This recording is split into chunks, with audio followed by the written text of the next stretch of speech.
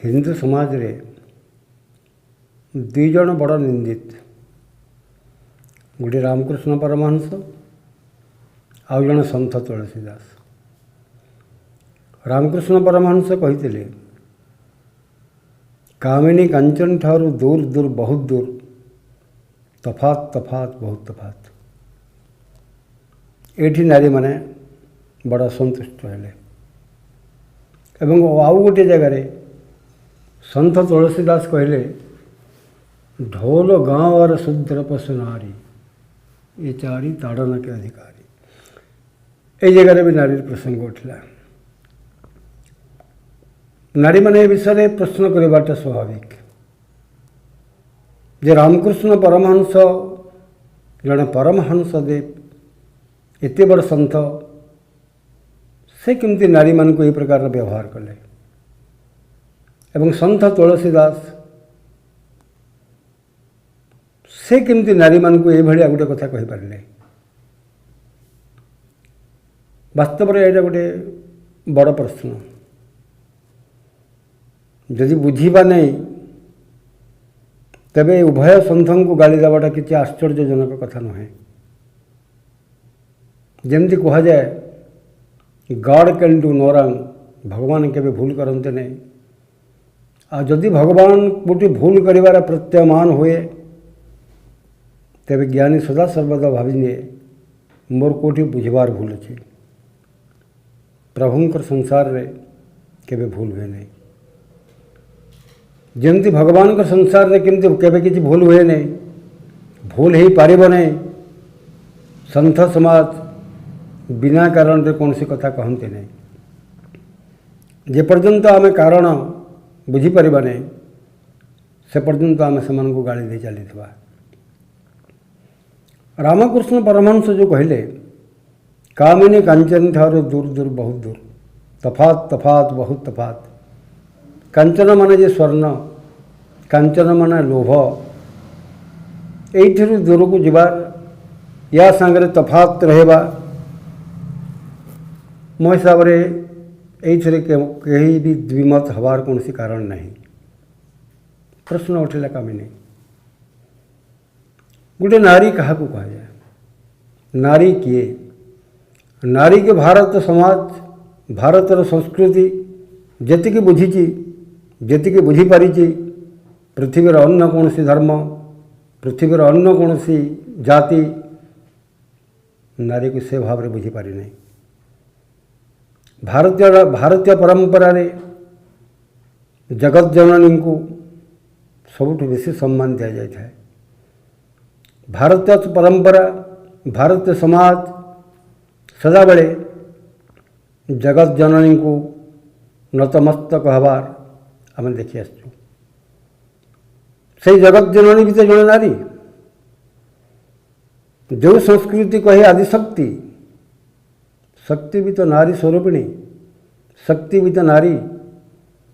जो नारी कौन सी भी सृष्टिर कारण हो पारे से नारी को जन सन्थ अपमानित कर को परिस्थिति रे बा अपमानित कर कहीं। जो नारी गोटे दिन भीतर अनेक रूप निए, नारी जिते बड़े प्रातः हुए उषा काल पर नारी चांडालिनी रूप निए, से नारी पुणी लक्ष्मी रूप निए, घर समस्त को खावा पीवा को दिए, मार रूप निए। से नारी जिते बड़े रात्रि आसी जाए से बड़े से देवी रूप निए। नारी अनेक रूप निए। से नारी भग्नी हो पारे, से नारी जननी हो पारे,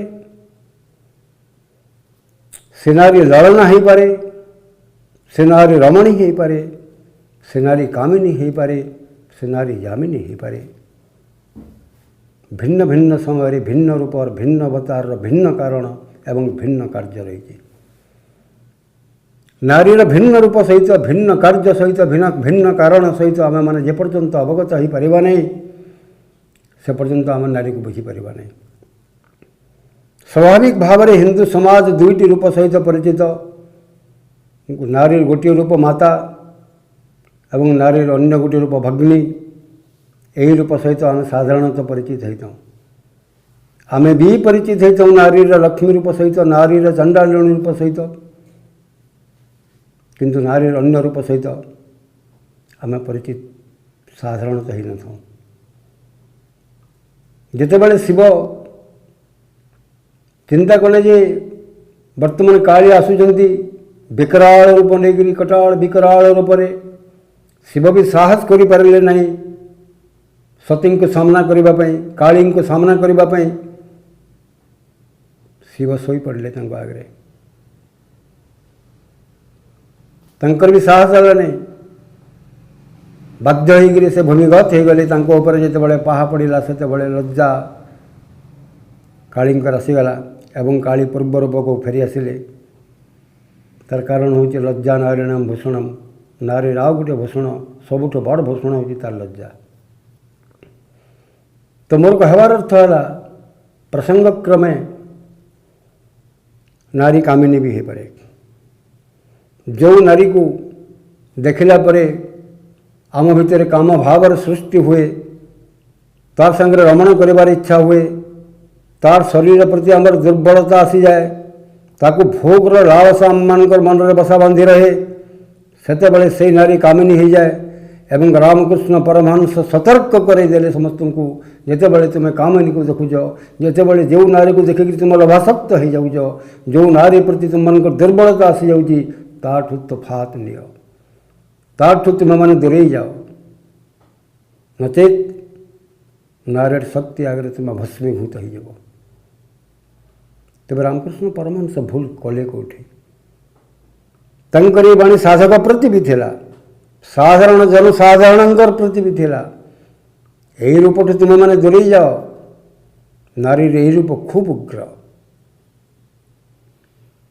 ठीक समिति जो तुलसीदास सीता को माँ रूप नेले कोटी भी थकी गले नहीं विश्राम नेले नहीं सीतांकर प्रशंसा करिबारे से पुणी केमिति कहले जे नारी ताड़नर अधिकारी बोली से पुणी केमिति कहले शूद्र ताड़नर अधिकारी बोली किंतु पूर्व शब्द को छाड़ी गोटे शब्द को धरी जदि आम सन्थ को बदनाम करिवार प्रचेष्टा करूँ ताले फलाफल निर्भुल तो हब नहीं केबे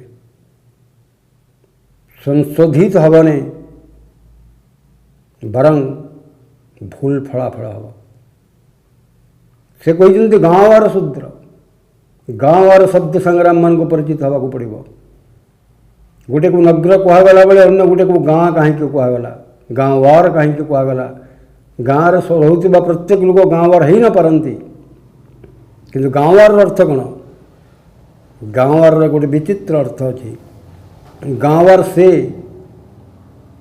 जे पशुतुल्य जार बुझीबार शक्ति नहीं जार जानिबार शक्ति नहीं जे भूल बाटार पथिक जे किछि भी बुझीपारे नहीं अन्य गुण को आदौ देखिपारे नहीं एवं ता भीतर गोटे कुसंस्कार जड़ित होता है से भली लोक को गाँवार शूद्र बोली कहुए सब शूद्र भी गाँवार शूद्र नुहति गाँवार गोटे बड़ विचित्र शब्द मैं ये कहली गाँवार तो बुझाटा बड़ा कठिन गाँवार को देखबार कौन वैषम्यता रही न था से आम भली गोटे मनीष होता है आम भली कथबार्ता करे आम भली हस खुशी थाए आम भली खाद्य खाए किंतु जिते बड़े आम ता भीतर को जावाई चेष्टा करवा ता संगे जिते बड़े आम मिसवा आम जापर जे गाँवार अर्थ कौन गाँवार अर्थ अन्य अर्थर कहवाक गले गाँवार केवेकार हो न पारे गाँवार विवेक न था गाँवार विचार न था गाँवार पाखे दया न था गाँवार पाखे क्षमा न था गाँवार केवल परिचालित हो पारे डोमिनेंस द्वारा बाध्यबाधकतार बाधकता को बाध्यता को से मानि दिए बाध्य को बाध्य ही मानि दिए ताकू ताड़ना दरकार पड़े नारी जो जगत जननी सबुठी पूजिता सारा भारतीय संस्कृति जगत जननी बोली मुखरित हुए सदाबले से जगत जननी नारी स्वरूपिणी से नारी को ताड़ना देवा कथा तुलसीदास कहले केमती नारी सदा सर्वदा व्यस्त थाए नारी दुर्बलतार छलना करे, नारी केवल दुर्बला नुहे। नारी अनेक समय निजर परिवार केन्द्रिक होता है। घर को नारी घर बोली कहा जाए, परिवार को नारी परिवार बोली कहा जाए। एवं पूर्व काल रे नारी संपूर्ण अधिकार थिला परिवार रे एवं पुरुष को गौण भाव में निया। तुलसीदास हेले 1600 रु 1700 शताब्दी लोक। तत्कालीन परिस्थिति को जितेबाला आम देखा, जितेबाला नारी मैंने सदाबले घरे रोते, यहीटा स्वीकार केते लोक करेंगे मुझे जानी नहीं। जो मैंने स्वीकार न करेंगे तांको भी मुझे नतमस्तक होकर कहूँ, नारी भितर गोटे जिद्दी लक्षण थाए। कारण नारी जितेबाला विशेषकर घर भितर रहे, विशेषकर घर कार्य संपादन करे, अन्य ना समाज उपरे ना परिवार उपरे मुंड खेलाए, केवल निजस्व परिवार भितर आत्मकेन्द्रिक हो रही है, नारी साधारणतः स्वार्थपर हो जाता है। साधारण नारी स्वार्थपर हवा कौन से आश्चर्यजनक कथा नुहे। यहाँ निश्चित भाव सत्य। जे पक्षी गुड़े जिते दूर आम जिते दूर को जावा, जिते लोक मान संगे मिसवा, जिते कार्य संश्लिष्ट हवा, जिते कार्य करवा, जिते दूर को जावा, भिन्न भाषाभाषी भिन्न प्राणी भिन्न जगत संगे आम मिसवा, आमर मनटा ब्रौड़ हो स्वाभाविक कथा। किंतु नारी जितेबाला चौखुंट डेगी पारुने, से निजक आत्मकेन्द्रिक कर घरे रही एवं केवल निज परिवार को देखुची एवं केवल निज परिवार भितर रोची, कहारी संगे मिसबार सुजोग पाउने। सेतेबेले तो परदा प्रथा थिला, सेतेबेले तो जाति प्रथा बहुत भाव में प्रचलित थिला। नारी ना का संगे मिसी पारुथिला, ना कहा को देखि पारुथिला, आत्मकेन्द्रिक हो जाउथिला। तेणु ता भितर गोटे जिद्दी रहबार स्वाभाविक। गोटे जिद्दी वाला लोक गोटे मूर्ख लोक भितर पार्थक्य खूब कम थाए। कारण से जिद्दी करे जे बुझीपारे नहीं, एवं जे बुझीपारे जे जानीपारे से कभी जिद्दी करे नहीं। कारण से बाहर समसामयिक परिस्थिति सहित परिचित होता है।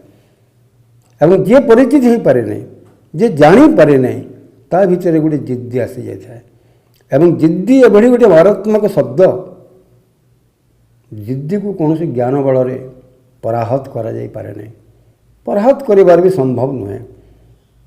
कारण जिद्दीर कौन से गोटे कारण न थाए, कौन से कारणवशतः क्या जिद्दी आसे नहीं।